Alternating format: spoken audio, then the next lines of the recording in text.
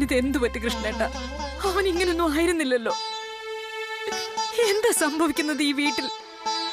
അഖിലേ, എന്തായത്? അത് കഴിഞ്ഞില്ലേ, വിട്ടേക്ക്.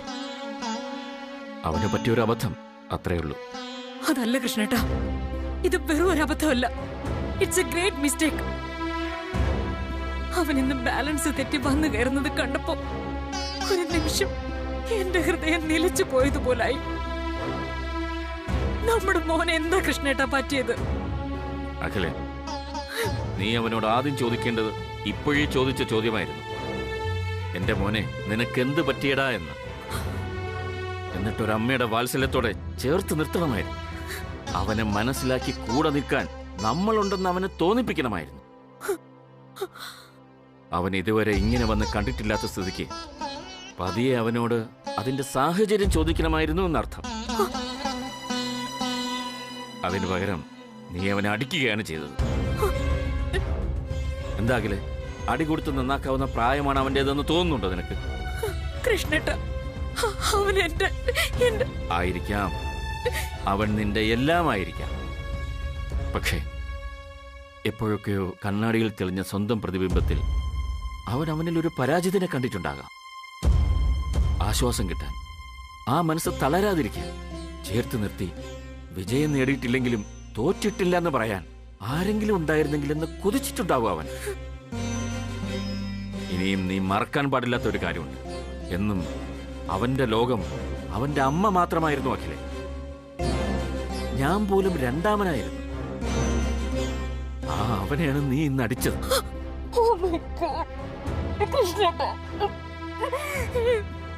എനിക്കിപ്പോ എന്റെ മോനെ കാണണം. ഈ നശിച്ച കൈ കൊണ്ടാണല്ലോ ഞാൻ അവനെ അടിച്ചത്. അതേ കൈ കുപ്പി മാപ്പ് ചോദിക്കണോ എനിക്ക് അവനോട്? വേണ്ട, നേരെ ഒരുപാട് വൈകിയപ്പോ തന്നെ തൽക്കാലം അവൻ കിടന്നുറങ്ങട്ടെ. ഇനിയെങ്കിലും നടന്നതിന്റെ ഒരു കുറ്റബോധം അവനിൽ ഉണ്ടാക്കാതിരിക്കുകയാണ് നമുക്ക് ബുദ്ധി. മറിച്ച് ഇനിയെങ്കിലും അവൻ എന്തായിരിക്കാൻ പറ്റിയിട്ടുണ്ടെന്നുള്ളത് നമ്മൾ അന്വേഷിക്കണം. ചിലപ്പോൾ ചില കാരണങ്ങൾ നമുക്ക് തന്നെ മനസ്സിൽ തെളിഞ്ഞു വന്നേക്കാം. ഈ നഷ്ടങ്ങൾ എന്ന് പറയുന്നത് കയ്യിൽ കിട്ടിയിട്ട് കളയുന്നത് മാത്രമല്ല അഖിലേ. ഒരുപാട് ആശിച്ചിട്ട് നേടാൻ കഴിയാത്തതും നഷ്ടങ്ങൾ തന്നെയാണ്. അവൻ ഒരുപാട് എന്താശിച്ചുവെന്നും നമ്മളതിനെ എങ്ങനെ നഷ്ടപ്പെടുത്തിയെന്നും നീ നന്നായി ഒന്ന് ആലോചിച്ച് നോക്കിയാൽ ഉത്തരം കിട്ടും ചിലപ്പോൾ. അത് തന്നെയാണ് നമ്മുടെ മകനും പറ്റിയിരിക്കുന്നത്. ആലോചിച്ച് നോക്കുന്നേ.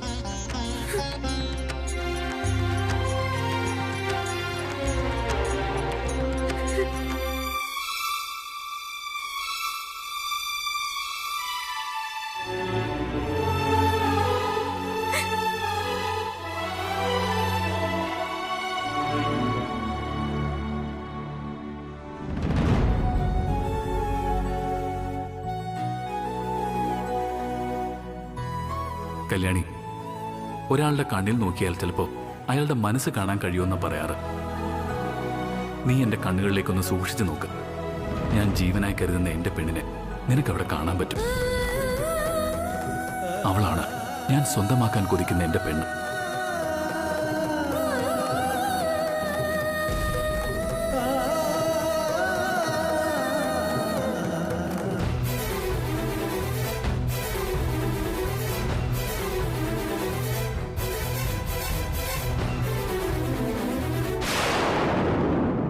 ഇനിയും നിനക്ക് ഈ ചന്ദ്രപ്രതാപനെ കല്യാണം കഴിക്കാൻ സമ്മതമാണോ അല്ലയോ? സമ്മതമാണ്.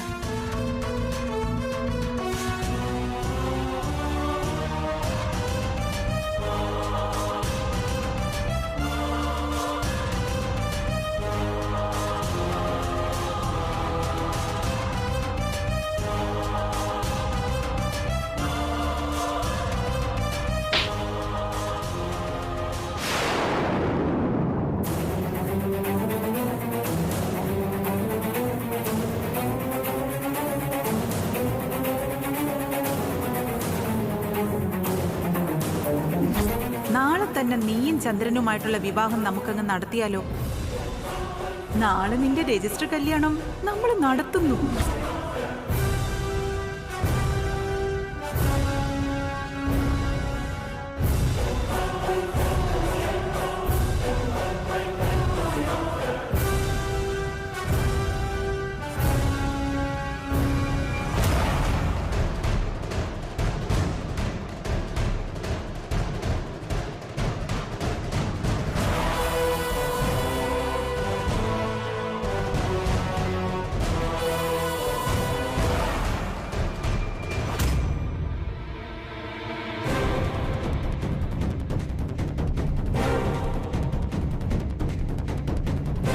അച്ഛാ, അച്ഛാ കതക് തുറക്കച്ചാ. അച്ഛാ, അച്ഛാ. കല്യാണിയാണല്ലോ അത്. ഇവിടത്തെ രാത്രിയില്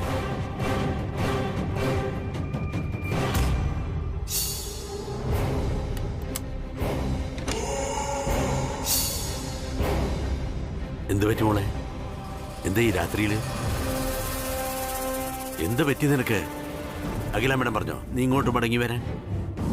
ഏയ് ഇല്ലച്ചാ, അവിടെ ആരും അറിഞ്ഞിട്ടല്ല ഞാൻ വന്നത്. കിടന്നിട്ടെന്തോ ഉറക്കം വന്നില്ല. അപ്പൊ തോന്നി അച്ഛനെ ഒന്ന് കാണണമെന്ന്, അതുകൊണ്ട് വന്നതാ. അച്ഛന് ബുദ്ധിമുട്ടായോ ഞാൻ വന്നത്? എന്താ മോളെ നീ പറയുന്നത്? അച്ഛന് ബുദ്ധിമുട്ടോ? എന്റെ മക്കളെ രണ്ടാളും എനിക്ക് ബുദ്ധിമുട്ടോ ഭാരം ഒന്നുമല്ല. നിങ്ങൾ എനിക്ക് കിട്ടിയ അനുഗ്രഹങ്ങളാ. എന്റെ സുധ എനിക്ക് തന്നിട്ട് പോയ 2 വരങ്ങൾ. ആദ്യം മോളോട് ഇരിക്കേ. അച്ഛൻ കുടിക്കാൻ അല്പം വെള്ളം എടുത്തോണ്ടാ. ഇരിക്കേ.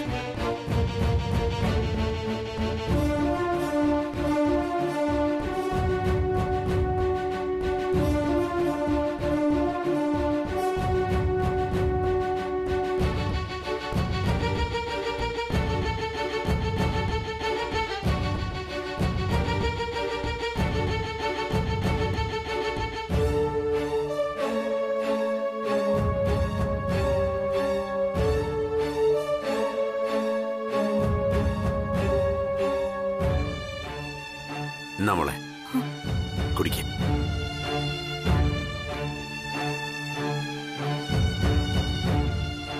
ഇനി പറ, എന്താ മോൾക്ക് അവിടെ പറ്റിയത്? അവിടെ നിന്ന് ഇങ്ങോട്ട് ഓടി വരാൻ? ഇനി എന്ത് പറ്റാനാ അച്ഛ? അച്ഛന്റെ മോള് മൊത്തത്തിൽ ഒരു പരാജയമായിരുന്നു എന്ന് കരുതിയാ മതി. ഇടയ്ക്ക് എല്ലാം ശരിയാവുമെന്ന് പറഞ്ഞ് സ്വയം ആശ്വസിക്കാറുള്ളൊരു മനസ്സുണ്ടായിരുന്നു എനിക്ക്. ഇപ്പോ അറിഞ്ഞോ അറിയാതെയോ അതും കൈമോശം വന്നെന്ന് വേണം പറയാൻ. ദൈവമേ, നിന്റെ മനസ്സാകെ ഇടിഞ്ഞു പോയിരിക്കുകയാണല്ലോ. അത്രയ്ക്ക് വലിയൊരു ആഘാതയേറ്റാലേ നീ ഇങ്ങനെയൊക്കെ സംസാരിക്കൂ. പറയേ, തൃശ്ശമ്പരത്തുനിന്ന് കുഴപ്പമുണ്ടായപ്പോ? കുഴപ്പങ്ങളേ ഉള്ളൂ. ഈ കല്യാണി എന്ന് ഈ മുറ്റത്ത് കാലുകുത്തിയോ അന്ന് തുടങ്ങി തൃച്ചംബരത്തിന്റെ സർവനാശം. ഇത് വിലാസിനി മേഡം പറയുന്ന ശാപവാക്യമല്ല, ഇതാണ് സത്യം. ആ സത്യത്തിന് ഇരയായി പോയത് പാവം വല്യുകുഞ്ഞാ. അതോർക്കുമ്പോഴാ എനിക്ക് ഉറക്കം നഷ്ടപ്പെടുന്നതും ഞാൻ ഈ ഭ്രാന്തെടുത്ത് അലഞ്ഞു തിരിയുന്നതും. എന്ന് വെച്ചാ വലിയ എന്ത് പറ്റി? നീ അത് പറഞ്ഞില്ല. ഇനി എന്ത് പറ്റാൻ? സത്സ്വഭാവിയായ ഒരു ചെറുപ്പക്കാരൻ, കോടികൾ കൊയ്യുന്ന ബിസിനസ്മാൻ, പാവങ്ങളോട് നന്മ മാത്രം കാണിക്കാൻ മനസ്സുള്ളവൻ. ആ മനുഷ്യൻ ഇന്ന് ആദ്യമായിട്ട് 4 കാലിൽ ആ വീട്ടിൽ വന്ന് കയറി മദ്യപിച്ച് ലെക്ക് കെട്ടിട്ട്. എന്റെ ഭഗവാനെ, വലിയ കുഞ്ഞോ, നീ സത്യം തന്നെയാണോ ഈ പറയുന്നത്? എനിക്ക് വിശ്വസിക്കാൻ പറ്റുന്നില്ല. അച്ഛൻ വിശ്വസിക്കണ്ട. അല്ലെങ്കിലും അച്ഛനും അഖില മേഡത്തിനും ഒക്കെ ചില കാര്യങ്ങൾ വിശ്വസിക്കാൻ ബുദ്ധിമുട്ടുണ്ടാവും. അഖിലാണ്ടേശ്വരിക്ക് ആജ്ഞാപിക്കാനും ഡ്രൈവർ ദാസിനെ അനുസരിക്കാനും അല്ലേ അറിയാവൂ. എന്റെ വല്യുകുഞ്ഞിന്റെ മനസ്സ് കാണാനും വിശ്വസിക്കാനുള്ള കഴിവില്ല.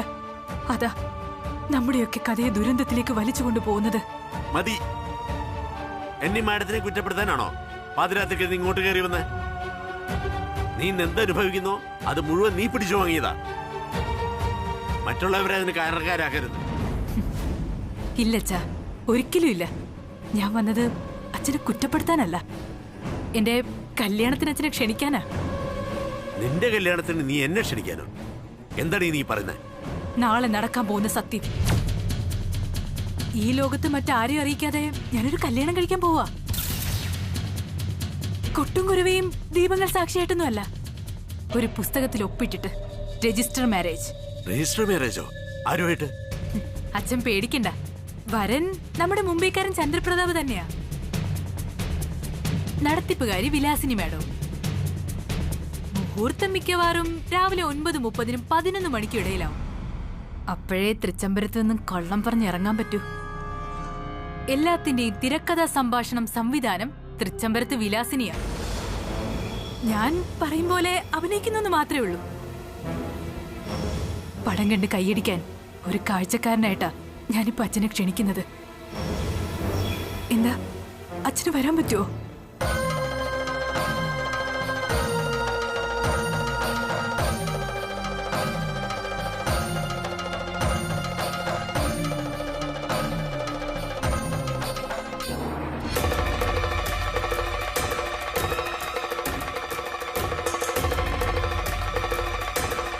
വിലാസിനി മാഡം എത്ര മറയ്ക്കാൻ പറഞ്ഞാലും എനിക്കതിന് പറ്റില്ലല്ലോ.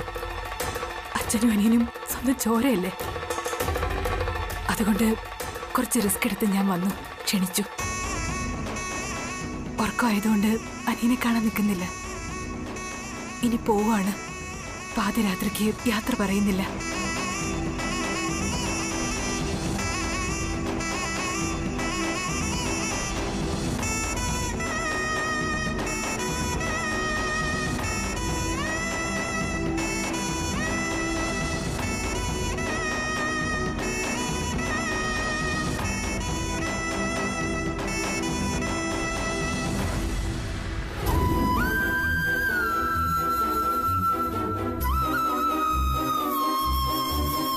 अरे भाई कोई प्रॉब्लम नहीं है. ഞാനിവിടെ വന്നപ്പം തന്നെ ഫോൺ വിളിച്ച് പറഞ്ഞതല്ലേ, ലഡ്കി शादी के बाद मेरे साथ आएगी. ആ അതെ, നിങ്ങൾക്ക് മലയാളികളുടെ സ്വഭാവം അറിയാലോ. കുറെ നാൾ ഇവിടെ വന്ന് ബിസിനസ് നടത്തിയതല്ലേ.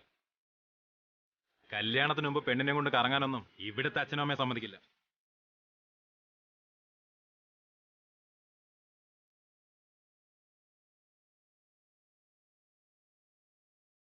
പക്ഷെ വിവാഹം കഴിഞ്ഞാൽ എല്ലാം ഓക്കെയാണ്. ആ യെസ്, ആ അതെ അതെ.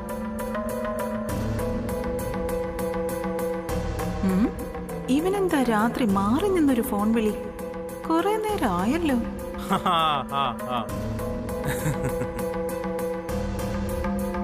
ठीक है जी, मैं बाद में कॉल करूंगा. Okay okay.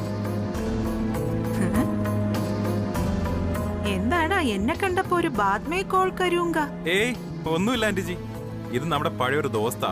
എന്റെ കല്യാണത്തിന്റെ കാര്യം പറയാൻ വിളിച്ചതാ. ആ ദോസ്തായാ നിനക്ക് കൊള്ളാം. അറിയാലോ, കാര്യങ്ങളൊക്കെ കൈവിട്ട് പോകുന്ന സ്ഥിതിയാ. അഖിലാണ്ടേശ്വരി പറഞ്ഞതൊക്കെ നീ അറിഞ്ഞു കാണുമല്ലോ. ആ അറിഞ്ഞു. അതൊരു കാലത്ത് നടക്കാത്തൊരു തീരുമാനമാ. പിന്നെ ചന്ദ്രനെ തൃച്ചംബരത്തെ ചക്കാട്ടുന്ന കാളയാക്കാനുള്ള അഖിലാണ്ടേശ്വരിയുടെ പ്ലാനും നടക്കില്ല. അല്ലെങ്കിൽ തന്നെ ഇവിടുത്തെ കമ്പനിയിൽ ജോലി ചെയ്ത് ഇവിടെ തങ്ങാൻ ഈ അടുക്കളക്കാരി ആരാ? ഭൂലോക രമ്പയൊന്നുമല്ലല്ലോ. ഏതായാലും ആന്റിജി ഒന്നുറപ്പിച്ചോ, ചന്ദ്രൻ കല്യാണിയുടെ കഴുത്തിൽ താലി കെട്ടുകയും ചെയ്യും, അവളെ ഇവിടുന്ന് കൊണ്ടുപോവുകയും ചെയ്യും. അത് മാത്രമേ നടക്കൂ. അല്ലാതെ ചന്ദ്രപ്രതാപൻ ഇവിടുത്തെ ജോലിക്കാരനാക്കാന്നുള്ള പൂതി മറക്കാം. കൊള്ളാം, വെരി ഗുഡ്. പക്ഷേ അതത്ര എളുപ്പമാണെന്ന് കരുതാതിരുന്നാ മതി. നീ ആ കല്യാണിയെ കല്യാണം കഴിഞ്ഞ് ഇവിടുന്ന് കൊണ്ടുപോയില്ലെങ്കിൽ നിന്നെ തീർക്കുന്ന ആയുധത്തിന്റെ പിടി എന്റെ കയ്യിലായിരിക്കും. അത് വേണം ഓർമ്മിക്കാൻ. വരട്ടാതാന്റി, ആദ്യം അവളുടെ കഴുത്തിൽ എന്റെ താലി കയറട്ടെ, പിന്നെ അഖിലാണ്ടേശ്വരിക്കല്ല അവളുടെ മേലുള്ള അവകാശം. ഭർത്താവായി എനിക്കാ. പിന്നെ ചന്ദ്രപ്രതാപ് തീരുമാനിക്കും അവൾ തൃച്ചംബരത്ത് വേണോ അതോ മുംബൈയിൽ ജീവിക്കണോന്ന്. ചന്ദ്രന്റെ തട്ടകം മുംബൈയാ. മുംബൈ വിട്ടൊരു കളിയില്ല ചന്ദ്രന്. ഹോ, സമാധാനമായി. ആ ഏതായാലും നീ ഈ പറഞ്ഞ കാര്യം ഒരു നിമിഷമെങ്കിലും നേരത്തെ ആക്കാൻ ഞാനൊരു ടെക്നിക്ക് പ്രയോഗിച്ചിട്ടുണ്ട് ഇവിടെ. നാളെ നീയും കല്യാണിയും തമ്മിലുള്ള രജിസ്റ്റർ വിവാഹം നടത്താനാണ് ആ പ്ലാൻ. എന്ത് പറയുന്നു? നിനക്ക് സമ്മതാണല്ലോ? പിന്നെ 100 വട്ടം സമ്മതം. ആ സമ്മതിച്ച ആന്റി. ആന്റി വെറും ആന്റി അല്ല, ആന്റിജി തന്നെ. സന്തോഷം. നീ ഇങ്ങനെ 100 വട്ടം സമ്മതിക്കുന്നതൊക്കെ കൊള്ളാം. പക്ഷെ ഇതുപോലെ ഇങ്ങനെ മാറി നിന്നുള്ള ഫോൺ വിളികളൊന്നും വേണ്ട. കേട്ടല്ലോ? അഖിലാണ്ടേശ്വരിക്ക് എന്തെങ്കിലും സംശയം തോന്നിയാ നിന്റെ മുംബൈയിൽ നിന്നുള്ള 28 കെട്ടിന്റെ ഡീറ്റെയിൽസ് വരെ അവരിങ്ങ് എടുപ്പിക്കും. അതുകൊണ്ട് നിന്ന് തണുപ്പ് കൊള്ളാതെ കേറി പോവാൻ നോക്ക്. അപ്പൊ good night. Aunty good night.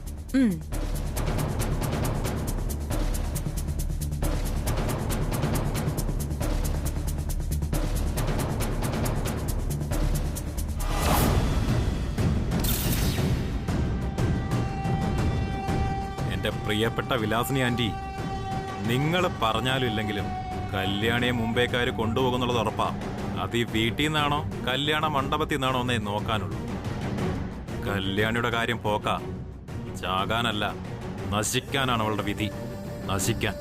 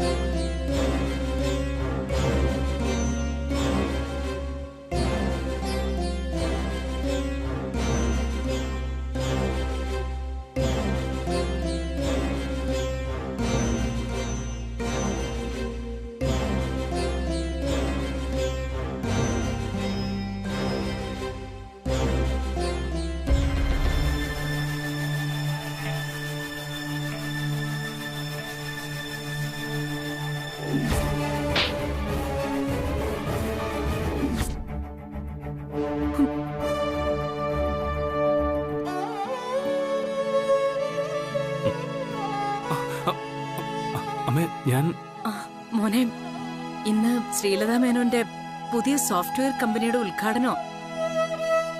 പഞ്ചദീപം തെളിയിച്ച ഉദ്ഘാടനം.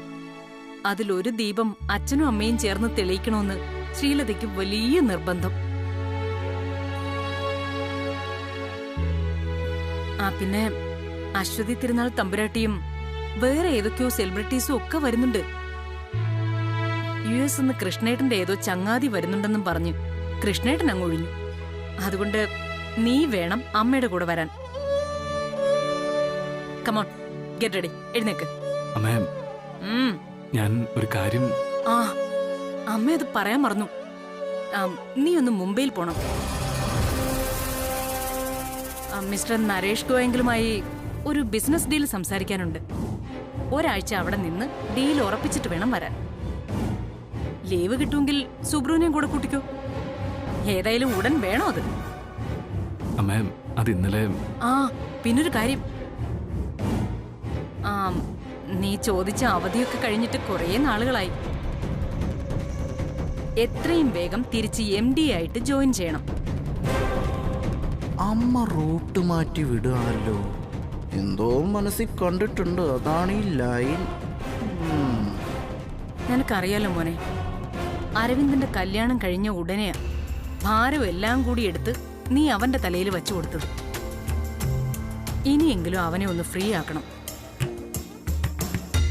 വാസ്തവത്തിൽ തുമ്പിയെ കൊണ്ട് കല്ലെടുപ്പിക്കുന്ന പണിയാ നമ്മൾ കാണിച്ചത്. പാവല്ലേ നിന്റെ അനിയൻ. അമ്മേ, എനിക്ക് അമ്മയോട് ഒരു കാര്യം പറയാൻ. ഇപ്പൊ ഒന്നും കേൾക്കാൻ സമയമില്ല. വേഗം പോയി റെഡിയാവും. സൗത്ത് ഇന്ത്യയിലെ ഏറ്റവും മികച്ച യങ് ബിസിനസ്മാൻ തന്നെ വേണം ഇന്നത്തെ ഉദ്ഘാടനത്തിന്റെ തിരി തെളിയിക്കാൻ. ശ്രീലത മേനോനും അത് തന്നെയാവും സന്തോഷം. Come on, get ready, quick. ആഹാ, ഗുഡ് മോർണിംഗ് അമ്മ. Good morning. നീ പരിസരത്ത് തന്നെ ഉണ്ടായിരുന്നു അല്ലേ? എന്താണ് രാവിലെ? രാവിലെ അങ്ങനെയൊന്നുമില്ല, ഞാനിങ്ങനെ വെറുതെ. ശരി ശരി.